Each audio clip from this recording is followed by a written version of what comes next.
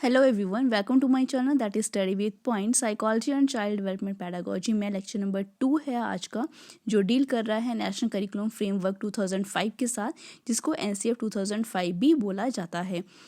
इस वीडियो में आज हम डिस्कस करेंगे एनसीएफ का मीनिंग, क्रिटिसाइज किसने किया था, फाउंडेशन किस तरीके से रखी गई थी एनसीएफ 2005 की, प्रिंसिपल्स क्या हैं एनसीएफ 2005 के, डेवलपमेंट किस तरीके से हुई थी एनसीएफ 2005 की, सजेशंस क्या दिए थे एनसीएफ 2005 ने, एंड ऑब्जेक्टिव्स जो थे डिफरेंट सब्जेक्ट्स के वो क्या थे। सपोज अगर मैं साइंस सब्जेक्ट्स की बात करूं तो हमें साइंस का जो करिकुलम है किस तरीके से बनाना चाहिए कि उसके ऑब्जेक्टिव्स जो हैं वो किस तरीके से सेट हमें करने चाहिए, कौन कौन से ऑब्जेक्टिव्स हैं जो हमें गेन करने चाहिए जब हम साइंस सब्जेक्ट्स को टीच करते हैं या करिकुलम में ऐड करते हैं। ये सब्जेक्ट्स आपके मैथमेटिक्स हो सकते हैं, सोशल साइंस हो सकते हैं, आर्ट हो सकता है, वर्क हो सकता है, पीस हो सकता है। एग्जामिनेशन रिफॉर्म्स जो हैं, एग्जामिनेशंस को लेके भी एनसीएफ 2005 ने कुछ ऑब्जेक्टिव्स बनाए थे। सबसे पहले हम देखेंगे कि मीनिंग क्या है एनसीएफ 2005 का। तो सबसे पहले हम बात करते हैं इसके मीनिंग की। तो बेसिकली ये क्या है, एक तरीके का ड्राफ्ट डॉक्यूमेंट है जो कि हमें ये बोलता है कि हमारा जो करिकुलम है वो किस तरीके से होना चाहिए ताकि हम अपनी क्वालिटी ऑफ एजुकेशन को क्या कर सकें, इन्हेंस कर सकें। तो डायरेक्शंस दी थी एचआरडी ने, ह्यूमन रिसोर्स डेवलपमेंट ने एनसीईआरटी को, जिसके थ्रू एनसीईआरटी ने क्या बनाई थी, एक असाइनमेंट बनाई थी जिसमें उन्होंने रिव्यू करना था कि हमारी कंट्री में जो भी हमारा नेशनल करिकुलम फ्रेमवर्क है, जिस तरीके से हम क्वालिटी ऑफ एजुकेशन की जब हम बात करते हैं तो हमारी कंट्री में जो हम करिकुलम फॉलो कर रहे हैं तो वाकई में जो लर्निंग है वो विदाउट बर्डन वहाँ पे हो रही है या नहीं। तो उन्होंने पहले एक असाइनमेंट बनाया, उसको रिव्यू किया और इसके लिए एक नेशनल कमेटी भी बनाई गई under the chairmanship of professor Shri Yashpal, जिनकी साथ वहाँ पे कितने नेशनल फोकस ग्रुप बनाए गए थे, 21 नेशनल फोकस ग्रुप बनाए गए थे। और इन सभी का ये काम था कि हमारी कंट्री में एक ऐसा करिकुलम हम सेट करें जिसमें हम लर्निंग विदाउट बर्डन की बात कर सकें।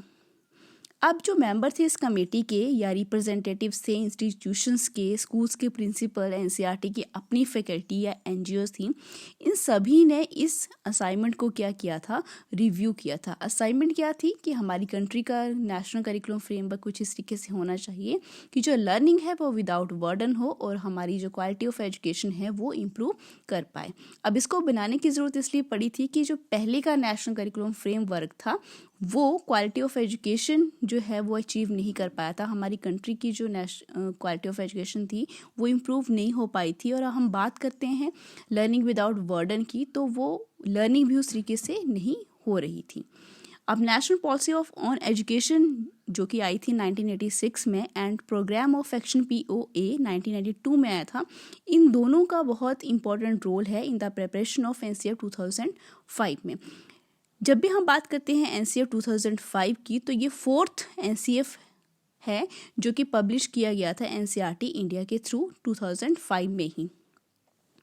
अब इसको क्रिटिसाइज़ किस लिए किया था कि ये जो आपका ड्राफ्ट डॉक्यूमेंट बनकर तैयार हुआ था, ड्राफ्ट डॉक्यूमेंट जो कि हमारा करिकुलम सेट हमने इस तरीके से बनाया था हर सब्जेक्ट्स को लेके, तो इस ड्राफ्ट डॉक्यूमेंट को क्रिटिसाइज़ किया central advisory board of education ने। उसके बाद इसको क्रिटिसाइज़ किया कृष्ण कुमार ने 2008 में, और इसके बाद जो हमारे जो डायरेक्टर थे एनसीईआरटी के, उन्होंने भी इसको क्या किया, क्रिटिसाइज़ किया। बेसिकली इसको क्रिटिसाइज़ इसलिए किया गया कि हम बात कर रहे हैं यहाँ पे सिर्फ और सिर्फ 2 गोल्स की, कि हमारा करिकुलम ऐसा होना चाहिए कि जिसमें लर्निंग विदाउट बर्डन हो, तो ये भी अचीव नहीं हो पा रहे थे। सेकंड, इसको क्रिटिसाइज़ इसलिए किया गया था कि हम बात कर रहे हैं क्वालिटी ऑफ एजुकेशन को इम्प्रूव करने की, तो वो भी इम्प्रूव नहीं हो पा रही थी। अब बात करते हैं इसकी फाउंडेशन की। तो फाउंडेशन की जब भी बात करते हैं तो एनसीएफ 2005 को ट्रांसलेट किया गया था 22 लैंग्वेजेस में, और इसको इम्प्लीमेंट किया गया था, जो सिलेबस जो बना था 17 स्टेट्स में इसको इम्प्लीमेंट किया गया था। और हर स्टेट्स को इसके लिए कितने लाख रुपीज़ मिले थे, 10 लाख जो है हर स्टेट को यहाँ पे इस करिकुलम को इम्प्लीमेंट करने के लिए मिले थे। अब बात करते हैं जो प्रिंसिपल्स हैं एनसीएफ 2005 के, कि वो क्या होने चाहिए जिससे हम लर्निंग विदाउट बर्डन का जो गोल है उसको अचीव कर पाएँ और क्वालिटी ऑफ एजुकेशन जो है उसको भी हम इम्प्रूव या इन्हेंस कर पाएँ। तो सबसे पहले जो प्रिंसिपल दिया गया था कि जो हमें नॉलेज है वो हमें कनेक्ट करना है लाइफ आउटसाइड द स्कूल, कि जो भी हम स्कूल में करिकुलम पढ़ाते हैं वहाँ का जो नॉलेज है उसको हम डेली टू डेली लाइफ में क्या कर पाएँ, कनेक्ट कर पाएँ। सेकंड इसका प्रिंसिपल था कि हमें करिकुलम को इस तरीके से एनरिच करना है कि ये टेक्स्ट बुक से दूर हो जाए। मीन्स कि हमने करिकुलम में को करिकुलर एक्टिविटीज़ को भी क्या करना है, यहाँ पे शामिल करना है। थर्ड यहाँ पे बोला गया था कि जो आपके एग्जामिनेशन है वो इस तरीके से फ्लेक्सिबल होने चाहिए कि हम इसको क्लासरूम लाइफ के साथ भी क्या कर पाएँ, इंटीग्रेट कर पाएँ। फोर्थ यहाँ पे ये बोला गया था कि जो रोट मेथड्स यूज़ हो रहे हैं इतने सालों से, इनका क्या हो जाए, एंड हो जाए। एंड फिफ्थ था नेशनैलिटी इंड्योरेंस की। जब हम नेशनैलिटी इंड्योरेंस की बात करते हैं, अगर सपोज ये सारे के सारे हमारे ये फोर्थ जो प्रिंसिपल हैं अगर हम इनको मीट कर पाते हैं तो जो चाइल्ड है वो लर्निंग विदाउट बर्डन जो है वो सीख गया है, एंड जो क्वालिटी ऑफ एजुकेशन है वो भी क्या हो चुकी है, इम्प्रूव हो चुकी है। तो जो चाइल्ड जो है वो क्या करेगा, नेशन में हेल्प करेगा, उसकी ग्रोथ में हेल्प करेगा। तो ये सारे के सारे प्रिंसिपल जो थे, जो कि किसने दिए थे, एनसीएफ 2005 ने दिए थे। अब एनसीएफ 2005 जो है वो एक दिन में बनकर तैयार नहीं हुआ था। इसकी जो डेवलपमेंट है वो कुछ इस तरीके से हुई थी कि टैगोर का ऐसे है सिविलाइजेशन एंड प्रोग्रेस, वहाँ पे पोइट जो है 2 वर्ड्स को मेंशन करता है, generous Joy and creative spirit.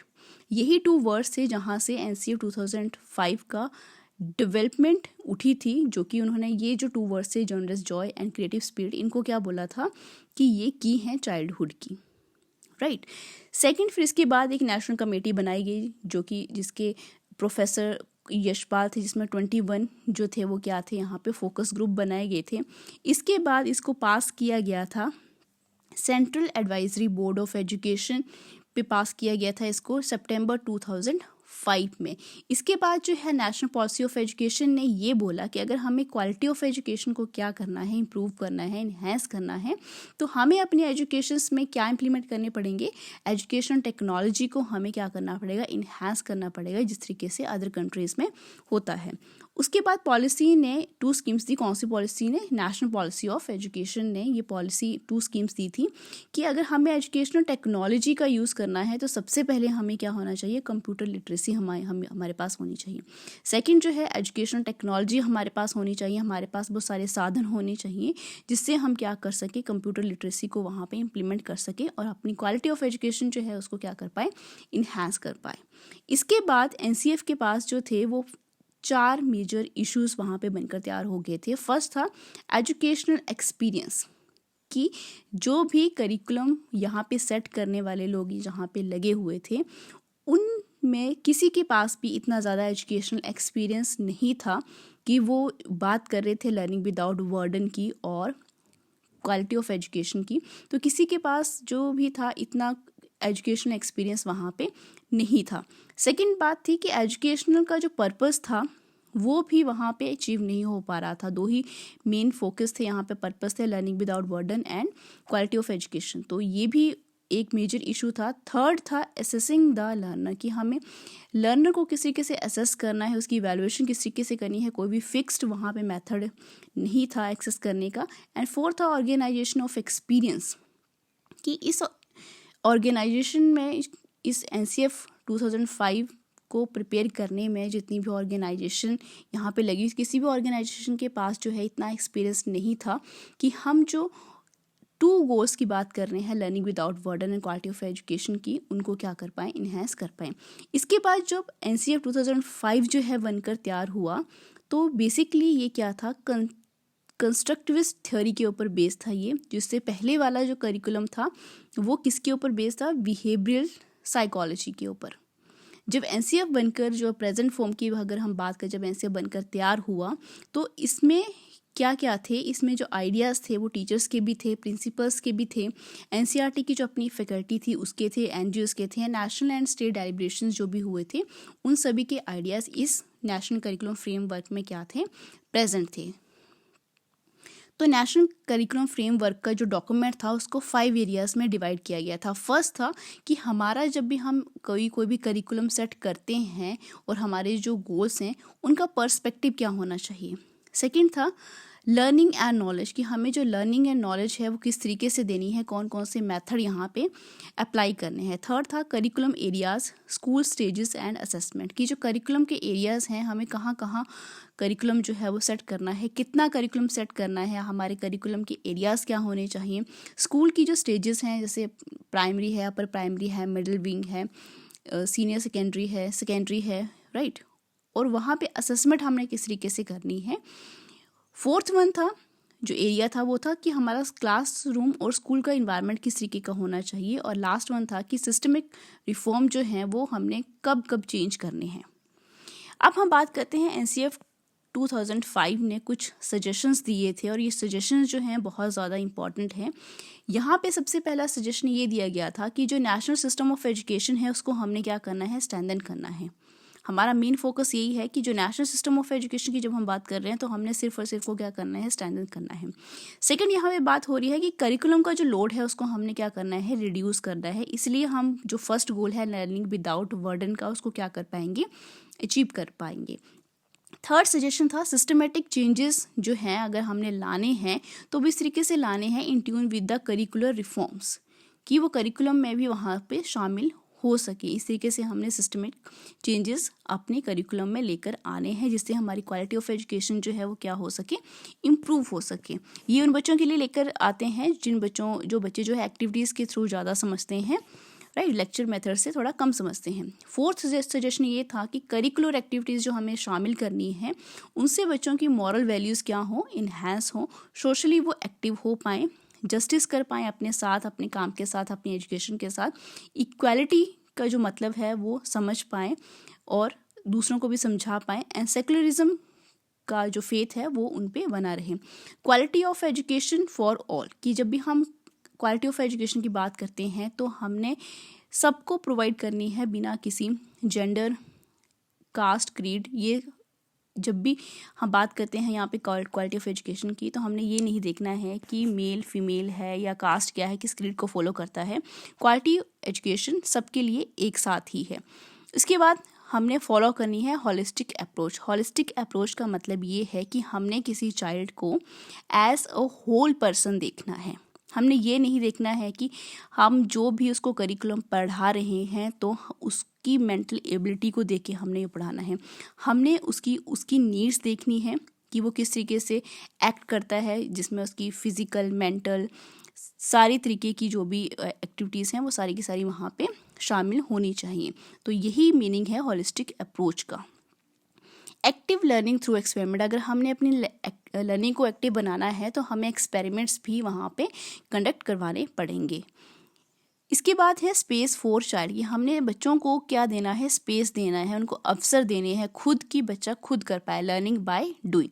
इसके बाद जो है बच्चों को हमने इंफॉर्मेशन नहीं देनी है, हमने बच्चों को नॉलेज देना है जिसको वो अपनी डेली टू डेली लाइफ में क्या कर पाएँ, अप्लाई कर पाएँ। और हमने बच्चों को इस तरीके की एजुकेशन देनी है कि अगर क्वालिटी ऑफ एजुकेशन को हमने इम्प्रूव करना है तो हमें हर तरह के टीचिंग लर्निंग मेथड्स को क्या करना चाहिए, यूज़ करना चाहिए। इसके बाद सजेशन थे कि हमें हैवी बुक्स का यूज़ नहीं करना है, कि उसके बाद था सजेशन कि जो चाइल्ड है वो लॉजिकल जो थिंकिंग है वो खुद कर पाए, ठीक है। इसके बाद है कि इन्वायरमेंट इस तरीके से बनाना है कि बच्चों में जो मॉरल वैल्यूज़ जो हैं वो खुद इनकलकेट हो सके। इसके लिए हम लाइव एग्जांपल्स भी देख सकते हैं उनको। लिव इन रियलिटी, कि बच्चों को हमने रियलिटी में रहना सिखाना है, उनको सपनों की दुनिया में नहीं लेके जाना है। और जब भी पेरेंट टीचर मीटिंग होती है तब भी हमने पेरेंट्स को ये समझाना है कि अपने बच्चों को सपनों की दुनिया मत दिखाइए, उनको रियलिटी में रहना सिखाइए। इसके बाद सजेशन था कि जो स्कूल का इन्वायरमेंट है वो क्या होना चाहिए, स्ट्रेस फ्री होना चाहिए। और जो साइलेंट क्लास है वो बिल्कुल क्या होनी चाहिए, बंद होनी चाहिए। पहले ये माना जाता था कि अगर क्लास चुप है तो मीन्स वो पढ़ रही है, लेकिन ऐसा पॉसिबल नहीं होता है। बच्चे अगर क्लास में अगर बच्चे हैं और टीचर है तो टीचर की प्रेजेंस में कुछ ना कुछ एक्टिविटीज़ वहाँ पे चलती रहनी चाहिए। इसके बाद बात हुई थी कि को करिकुलर एक्टिविटीज जब भी होती हैं स्कूल में तो वहाँ पे पेरेंट्स को भी इन्वॉल्व करना चाहिए। इसके बाद है कि जो स्पोर्ट्स हैं बच्चे इस तरीके से ना देखें, कंपटीशन की नज़र से ना देखें, वो स्पोर्ट्स को इस तरीके से देखें कि उनकी जो साइकोमोटर स्किल्स हैं वो क्या हो सके, इन्हेंस हो सके, वो हेल्दी बन सके, वो सोशली एक्टिव हो पाएँ, जो सोशल जो डेवलपमेंट है उनकी वो अच्छे तरीके से हो पाए। इसके बाद है कि बच्चा जब भी लाइब्रेरी जाता है तो वो अपनी चॉइस की बुक जो है वो पढ़ सकता है। हो सकता है वो करिकुलर के साथ जो है दी गई हो, अपने करिकुलम की कोई बुक पढ़ सकता है, सिलेबस में से उठा सकता है, या उसका अगर कहानियाँ पढ़ने का शौक़ है तो वो कहानियाँ पढ़ सकते हैं, मैगज़ीन पढ़ने का उसको शौक़ है तो वो पढ़ सकता है। कि बच्चों को खुली आज़ादी देनी है कि वो अपनी चॉइस से लाइब्रेरी में जाके बुक पढ़ सकें। इसके बाद है मदर लैंग्वेज शुड यूज़ की। अगर बच्चा जो है हिंदी इंग्लिश समझ नहीं पा रहा है तो उसको एजुकेशन उसकी मदर लैंग्वेज में हमने प्रोवाइड करवानी है। इसके बाद बात करते हैं हम गुड बुक्स की। गुड बुक्स की यहाँ पे बात ये हो रही है, अगर हमने यहाँ पे पढ़ा था not heavy books, heavy books की जगह पे हमने यहाँ पे गुड बुक्स इसलिए सजेशन दिया था एनसीएफ ने कि गुड बुक्स कौन सी होती हैं जिसमें बहुत ज़्यादा एक्टिविटीज़ होती हैं ताकि बच्चा जो है मेंटली एक्टिव रहे। फिलिंग द ब्लैंक्स जो हैं वो भी जिससे बच्चा जो क्या रहता है मेंटली एक्टिव रहता है, और डिस्कशन जिससे उसकी क्या होती है लॉजिकल थिंकिंग जो है वो काफ़ी ज़्यादा इन्हेंस होती है। इसके बाद जो है कोई बच्चे को किसी भी तरीके का कोई फिजिकल पनिशमेंट नहीं देना है। जो एजुकेशन है ये चाइल्ड सेंटर्ड एजुकेशन होनी चाहिए। इसके बाद जो सजेशन था वो ये था कि जब भी टाइम पे स्कूल में कल्चरल प्रोग्राम जो है वो ऑर्गेनाइज होने चाहिए, और जो हमने इवैल्यूएशन करनी है वो क्या करनी है स्टेप बाय स्टेप। टीचर जो है वो क्या करेगा, स्टेप बाय स्टेप इवैल्यूएशन करेगा। पहले जब एग्ज़ाम होते थे तो 3 मंथ के बाद होता था, 6 मंथ के बाद होता था, एंड फिर ईयरली होता था। लेकिन आजकल जो एग्ज़ाम्स होते हैं, इवैल्यूएशन होती है बच्चों की, वो FA1 FA2 FA3 FA4 SA1 इस तरीके से होती है, और डेली आपकी जो क्लास टेस्ट है उससे भी बच्चों की जो परफॉर्मेंस है वो पता लग जाती है। इसके बाद टीचर के बारे में भी एनसीएफ ने सजेशन दिया था कि अगर टीचर्स को रिवॉर्ड देना है तो वो सही टाइम पे टीचर्स को रिवॉर्ड मिलना चाहिए।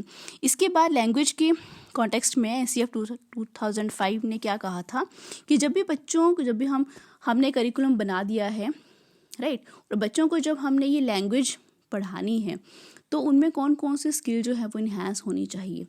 अगर लैंग्वेज की बात करते हैं तो बच्चे को क्या होना चाहिए, वो लैंग्वेज स्किल्स उसमें आनी चाहिए, जैसे रीड, उस लैंग्वेज को वो रीड कर पाए, सुन पाए, बोल पाए और लिख पाए। उसके बाद एनसीएफ ने ये कहा था कि 3 लैंग्वेज फार्मूला हमने यूज़ करना है। 3 लैंग्वेज फार्मूला का मतलब ये है कि अगर primary languages Hindi and English हैं तो अगर सपोज़ बच्चा अगर पंजाब में रहता है तो उसकी मदर टंग जो है वो क्या होगी, पंजाबी होगी। गुजरात में रहता है गुजराती होगी। कोलकाता में रहता है तो बांग्ला बोलता है, तो वहाँ पे 3 लैंग्वेज फार्मूला भी वहाँ पे यूज़ किया जाना चाहिए। अगर कुछ बच्चे जो हैं वो ट्राइब से आते हैं तो वहाँ पे ट्राइबल लैंग्वेजेस भी इंक्लूड करनी चाहिए। इससे क्या होता है, बच्चों का मल्टीलिंगुअल कैरेक्टर जो है वो क्या होता है, इन्हेंस होता है। मैथमेटिक्स की कॉन्टेस्ट में एनसीएफ 2005 ने ये कहा था कि हमने जो है बच्चों को मैथमेटिक्स इस तरीके से पढ़ाना है कि बच्चा क्या कर पाए, लॉजिकली सोच पाए, फॉर्मुलेट कर पाए, और जितने भी एब्स्ट्रैक्शंस हैं उनको क्या कर पाए, वो हैंडल कर पाए। इसके बाद साइंस के कॉन्टेक्स्ट में एनसीएफ 2005 ने कहा था कि साइंस के बारे में बच्चा जो है अपनी एज और कॉग्निटिव रीच के अकॉर्डिंग जो है वो क्या करता है, नॉलेज को एक्वायर करता है, और बच्चे को साइंस का नॉलेज जो है इस तरीके से देना है, करिकुलम में इस तरीके से शामिल करना है कि वो अपना ये नॉलेज जो है वो अप्लाई कर पाए इन्वायरमेंट के थ्रू। सपोज़ अगर उसकी ने स्कूल में करिकुलम में वो पढ़कर आया है कि कंपोस्ट जो है वो इस तरीके से बनाई जाती है, तो एक्चुअल में वो उस नॉलेज को अप्लाई करके कंपोस्ट बनाना सीख जाए। इसके बाद सोशल साइंस के कॉन्टेक्स्ट में एनसीएफ 2005 ने ये कहा था, सोशल साइंस में आपके ज्योग्राफी, हिस्ट्री एंड सिविक्स आते हैं, तो एनसीएफ ने ये कहा था कि जब भी हम बात करते हैं सोशल साइंस की तो ये नॉलेज जो है बच्चों को इस तरीके से देना है, इस तरीके से इंक्लूड करना है करिकुलम में, इस तरीके से इंक्लूड होना चाहिए कि बच्चों में मॉरल एंड मेंटल एनर्जी इस तरीके से बिल्ड हो जाए कि वो क्या कर सकें, इंडिपेंडेंटली सोच पाएँ, या जितने भी आपके सोशल इश्यूज़ होते हैं सोसाइटी में उनको वो क्या कर पाएँ, क्रिटिसाइज़ कर पाएँ या रिफ्लेक्ट कर सकें उनको। इसके बाद उनको नॉलेज होना चाहिए ह्यूमन राइट्स का, कॉन्स्टिट्यूशन का, नेशन के टुवर्ड्स उनकी क्या ड्यूटीज़ हैं, ये सब उनको नॉलेज होना चाहिए। इसके बाद बात करते हैं हम हिस्ट्री एंड ज्योग्राफी की, तो वो इनको आइडेंटिफाई कर पाए ग्लोब के ऊपर। सपोज अगर आपने यूरोप को आइडेंटिफाई करना है तो बच्चों को कुछ इस तरीके से प्रैक्टिकली नॉलेज देना है कि वो वाकई में ग्लोब पे यूरोप को क्या कर पाए, आइडेंटिफाई कर पाए। इसके बाद वर्क एक्सपीरियंस की ही जगह ये भी सब्जेक्ट एक होता है। वर्क एक्सपीरियंस को लेके नेशनल करिकुलम फ्रेमवर्क ने ये कहा था कि ये करिकुलम में इस तरीके से शामिल होना चाहिए कि जब बच्चे को ये सब्जेक्ट पढ़ाया जाए तो इसको वो अप्लाई कर सके अपने अपर एज में। ये जो कोर्सेज़ हैं ये क्या होने चाहिए, फ्लेक्सिबल एंड मॉडुलर होने चाहिए, और इनकी जो ड्यूरेशन है वो क्या हो सके, वेरी कर सके। तो जब भी वेरी करती हैं ड्यूरेशन तो इसमें आपको पता है एंट्री एंड एग्जिट पॉइंट्स बहुत ज़्यादा हो जाते हैं। और जब भी बात करते हैं हम वर्क एक्सपीरियंस की तो वो बच्चे जो हैं वो क्या कर पाएँ, इनको ईजिली एक्सेस कर पाएँ। अब बात करते हैं आर्ट के कॉन्टेक्स्ट में एनसीएफ 2005 ने क्या कहा था। Folks, classical music, dance, visual arts, clay work, theatre, बच्चों को नॉलेज इस तरीके से देना है, ये करिकुलम में इस तरीके से फिट करने हैं, ऐसा करिकुलम बनाना है कि जब भी बच्चे इन सब्जेक्ट्स को पढ़ें और आगे चल के उनको इस फील्ड में क्या मिल सके, रिकग्निशन मिल सके। उनको अवेयर होना चाहिए अपने classical music, dance, visual arts, इतनी अवेयरनेस उनको होनी चाहिए जिससे कि वो अपना personal, social, economic and aesthetic life जो है उसको वो क्या कर पाएँ, अच्छे तरीके से जी पाएँ। पीस के बारे में एनसीएफ 2005 ने ये कहा था, जब भी हम बात करते हैं पीस की तो यहाँ पे yoga and art of living की यहाँ पे बात होती है। तो ये जो पीस है ये सारे सब्जेक्ट्स में क्या हो, अप्लाई होनी चाहिए। ये टीचर एजुकेशन का एक बहुत ज़्यादा इम्पॉर्टेंट कंपोनेंट है क्योंकि इससे क्या होती है, बच्चों की ओवरऑल डेवलपमेंट होती है। अब एग्जामिनेशंस को लेके भी एनसीएफ ने कुछ ऑब्जेक्टिव्स दिए थे, और वो ऑब्जेक्टिव्स क्या थे कि जो एग्जामिनेशन होने चाहिए वो जो स्ट्रेस है वो क्या होना चाहिए, रिड्यूस होना चाहिए, और जो सक्सेस है वो क्या होनी चाहिए, इन्हांस होनी चाहिए। हम जब भी टेस्टिंग की बात करते हैं तो हमने टेस्ट कंटेंट बेस्ड नहीं लेने हैं बल्कि प्रॉब्लम सॉल्विंग या अंडरस्टैंडिंग बेस्ड क्वेश्चंस वहाँ पे बच्चों से करवाने हैं, उस तरीके के एग्जामिनेशन बच्चों से लेने हैं। और जो क्वेश्चन पेपर है वो भी क्या होना चाहिए, जो पैटर्न है वो उसका चेंज होना चाहिए। यहाँ पे उन्होंने ये बोला था एनसीएफ 2005 ने कि हमें शॉर्टर एग्जामिनेशंस के ऊपर जो है वो शिफ्ट करना चाहिए क्योंकि लॉन्ग एग्जामिनेशन जो हैं वो कुछ फ़ायदा नहीं देते हैं। इसके बाद उन्होंने जब भी एंट्रेंस एग्ज़ाम करवाने की बारी आती है तो उन्होंने ये बोला था कि एक ही सिंगल नोडल एजेंसी होनी चाहिए, वही क्या करे, कोऑर्डिनेट करे, वही डिज़ाइन करे एंड वही कंडक्ट करवाएं आपके एंट्रेंस एग्जामिनेशन को। और जो आपके एग्जामिनेशन होने चाहिए उनमें कौन सा पैटर्न फॉलो होना चाहिए, एमसीक्यू पैटर्न फॉलो होना चाहिए। अब पूरा एनसीएफ हम पढ़ चुके हैं। अगर हम एनसीएफ को इन नटशल में समझना चाहें तो हम इस तरीके से समझ सकते हैं कि according to the NCF 2005 teacher क्या है, टीचर का काम क्या है, एज अ फैसिलिटेटर। एम क्या है इंग्लिश का, as a multilingual. ML approach हमें यूज़ करनी चाहिए। एमएलएल अप्रोच का मीनिंग क्या है, मिनिमल लेवल ऑफ लर्निंग। इसके बाद अगर चाइल्ड अगर फेल हो जाता है तो एनसीएफ 2005 ये कहती है कि सारा सिस्टम क्या हो जाता है, फेल हो जाता है। एनसीएफ 2005 ये कहती है कि एजुकेशन टेक्नोलॉजी का हमें यूज़ करना है एज अ सप्लीमेंट की तरह। और एनसीएफ 2005 ये भी कहती है कि आपके एग्जामिनेशंस में जो शॉर्ट आंसर टाइप क्वेश्चंस होते हैं उनकी परसेंटेज कितनी होनी चाहिए, 25 to 40% क्वेश्चंस वहाँ पे आपके एग्जामिनेशन में होने चाहिए। 11th एंड 12th के होमवर्क टाइम को लेकर उन्होंने बोला था कि ये 2 hours का होना चाहिए। और जो स्ट्रेस है उसको हमने किस तरीके से निगलेक्ट करना है, गाइडेंस देके या काउंसलिंग करके। और जो 10th के बोर्ड एग्ज़ाम्स जो हैं वो क्या होने चाहिए, ऑप्शनल होने चाहिए। इवैल्यूएशन जब भी हमने करनी है तो हमने ग्रेडिंग सिस्टम को फॉलो करना है। जो क्राफ्ट हमने सिखाने हैं बच्चों को उसके लिए हमने प्रोजेक्ट्स मेथड का यूज़ करना है, प्रोजेक्ट्स के थ्रू सिखाना है। अगर एग्ज़ाम किसी केस में कैंसिल या पोस्टपोन हो जाते हैं तो नेक्स्ट एग्ज़ाम कब करवाने हैं, इमीडिएटली करवाने हैं। और अगर एग्ज़ामिनेशन जो है एनसीएफ ने ये बोला था ये क्या है, सारी की सारी हर्डल रेस है, ये हर्डल रेस नहीं होनी चाहिए। और एनसीएफ 2005 ने ये भी बोला था कि जो 3 मेजर डिस्कम्फर्ट हैं चाइल्ड के लिए वो क्या है, लॉन्ग डिस्टेंस, कि बच्चों को स्कूल के लिए बहुत दूर जाना पड़ता है। सेकेंड, उनके बैग्स क्या हैं, बहुत ज़्यादा हैवी हैं। एंड थर्ड जो है पनिशमेंट जो कि स्कूल में उनको दी जाती है। So this is all for today. Like and subscribe for more videos.